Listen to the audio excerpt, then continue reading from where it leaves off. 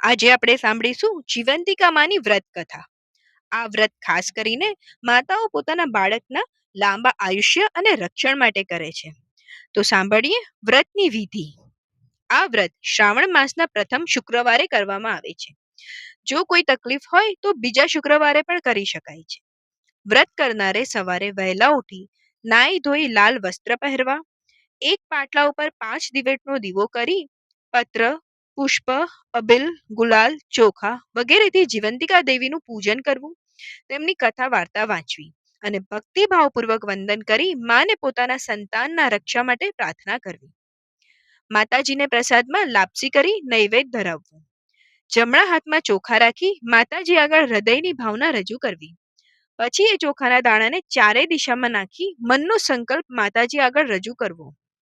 માતાજીને ધરાવેલો પ્રસાદ વ્રત કરનારે આરોગવો અને એક જ સમયે પ્રસાદ લેવો. આ વ્રત કરનાર સ્ત્રીઓએ પીળા વસ્ત્ર, પીળા અલંકારો કે પીળા રંગની વસ્તુઓનો ત્યાગ કરવો. પીળા મંડપ નીચે પણ સૂવું નહીં અને ચોખાનું પાણી ઓળંગવું નહીં. વ્રતના દિવસે જૂઠું બોલવું નહીં, કોઈની નિંદા કરવું નહીં અને આખો દિવસ માના જાપ કરવા. વ્રતની વાર્તા. પ્રાચીન કાળમાં શિલભદ્રા નામની નગરીમાં સુશર્મા નામનો એક રાજા થઈ ગયો. તેની રાણીનું નામ સુલક્ષણા હતું. રાજા રાણી ઘણા જ દાની અને ધર્મિષ્ઠ હતા, પણ તેમને શેરમાટીની ખોટ હોવાના લીધે એમને મન સંસારના બધા જ સુખ ઝેર જેવા થઈ ગયા હતા. એક દિવસ રાણી સુલક્ષણા મહેલના ઝરૂખામાં બેઠી બેઠી બહાર ચોગનમાં રમતા બાળકોને એક ટશે નિહાળી રહી હતી. એટલામાં એની પ્રિય દાસી ત્યાં આવી ચડી. આ દાસી સુયાણીનું કામ કરતી હતી. ગામમાં કોઈને સુવાવડ આવે તો એ દાસીને જ બોલાવતા. દાસી ઘણી સમજુ હતી. એ રાણીના મનોભાવને તરત સમજી ગઈ અને બોલી, રાણીબા, ખોટું ન લગાડો તો એક વાત કહેવા માંગુ છું. આના લીધે તમારું વાંઝાપણું હંમેશ માટે દૂર થઈ જશે. રાણી બોલી, જલ્દી બતાવો મને. દાસી બોલી, સાંભળો. ગામમાં એક બ્રાહ્મણીને 3જો મહિનો જાય છે. તમે આજથી જ વાત ફેલાવી દો કે તમે માં બનવાના છો. બસ ત્યારબાદનું બધું કામ હું સંભાળી લઈશ. પૂરે દિવસે બ્રાહ્મણીને જે બાળક જન્મશે તે હું તમને લાવીને સોંપી દઈશ. કોઈને કાનો કાન ખબર નહીં પડવા દો. બાળક મળવાની લાલસાએ રાણી સુલક્ષણા આવું કુકૃત્ય કરવા તૈયાર થઈ ગઈ અને પોતે ગર્ભવતી છે એ વાત ફેલાવવા માંડી. જોતામાં 7 મહિના વીતી ગયા. એક દિવસ રાત્રે તે બ્રાહ્મણીને પ્રસૂતિને પીડો પડતા દાસીને બોલાવવામાં આવી. મધરાત બાદ બ્રાહ્મણીએ એક સુંદર અને તેજસ્વી પુત્રને જન્મ આપ્યો. દાસી બધાની રજા લઈ રવાના થઈ. થોડી વારમાં તો ઘરના બધા ઘસઘસાટ ઊંઘી ગયા. મધરાતે દાસી ઘરની પાછલી બારીથી ચોર પગલે બ્રાહ્મણીના ઓરડામાં આવી અને બાળકને ઉઠાવીને ઘરની બહાર નીકળી ગઈ. એ સીધી રાણી પાસે પહોંચી ગઈ અને બાળક રાણીને સોંપી દીધું. રાણી તો ખુશ ખુશ થઈ ગઈ. સવાર થતાં જ મહેલમાં સમાચાર ફેલાવી દેવામાં આવ્યા કે રાણીએ એક સુંદર પુત્રને જન્મ આપ્યો છે. આખા નગરમાં આનંદ આનંદ છવાઈ ગયો. ઘરે ઘરે દીપમાળા પ્રગટી. આખું નગર ઉત્સવ ઉજવી રહ્યું. ત્યારે બાળકની સાચી માં બ્રાહ્મણી વિલાપ કરવા લાગી. પુત્ર ગુમ થવાથી તે રડવા લાગી, ટળવળવા લાગી. ત્યારબાદ બ્રાહ્મણીએ જીવંતિકા માનું વ્રત શરૂ કર્યું. તેથી માં જીવંતિકાએ બ્રાહ્મણીના બાળક રાજકુમારની રક્ષા કરવા માંડી. રાણીએ તેનું નામ વીરસેન પાડ્યું હતું. વીરસેન હવે મોટો થવા લાગ્યો. વીરસેન યુવાન થયો ત્યારે રાજા સુશર્મા અને પેલો બ્રાહ્મણ મરણ પામ્યા અને વીરસેન ગાદીએ બેઠો. પ્રજા તેની કુશળતાથી ઘણી જ ખુશ થઈ. તે પોતાની પ્રજાને પુત્ર સમાન ગણતો.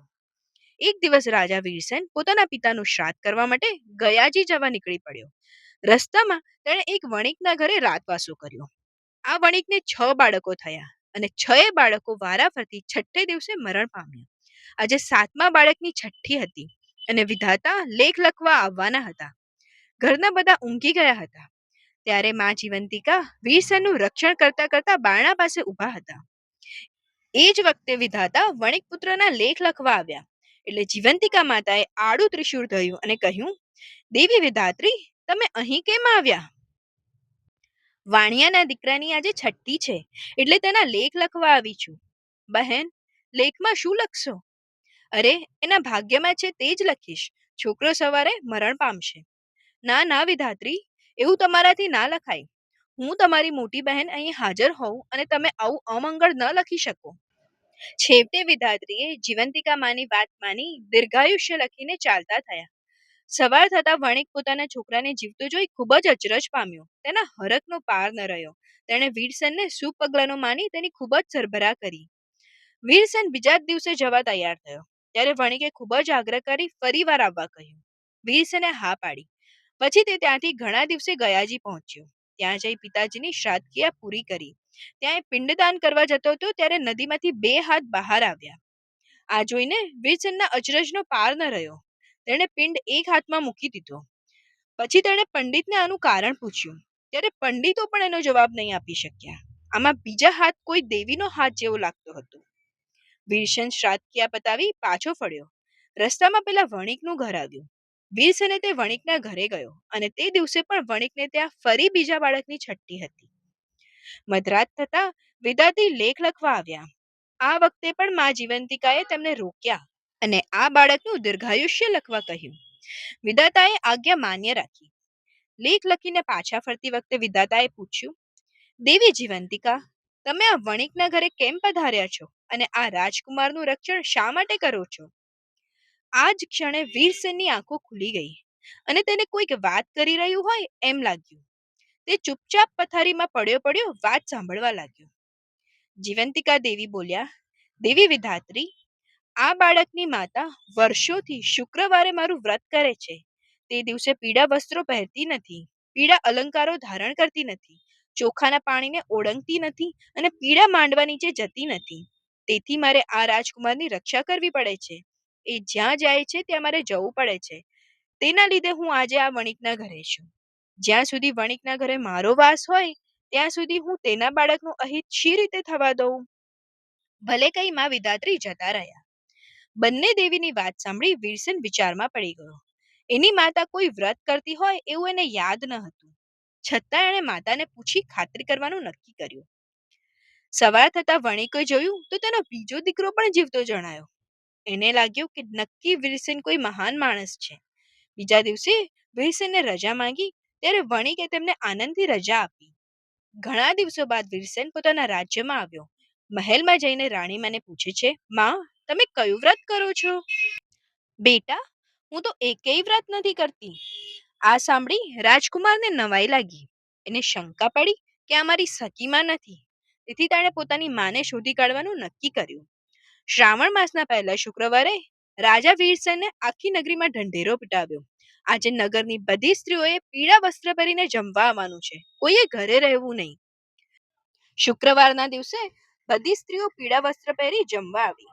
રાજકુમારે પોતાના અનુચરોને મોકલી નગરમાં તપાસ કરાવી કે કોઈ બાકી તો નથી રહ્યું ને. થોડી વારમાં અનુચરોએ આવીને જાણ કરી કે એક બ્રાહ્મણી પીળા વસ્ત્ર પહેરીને આવવાની ના પાડે છે.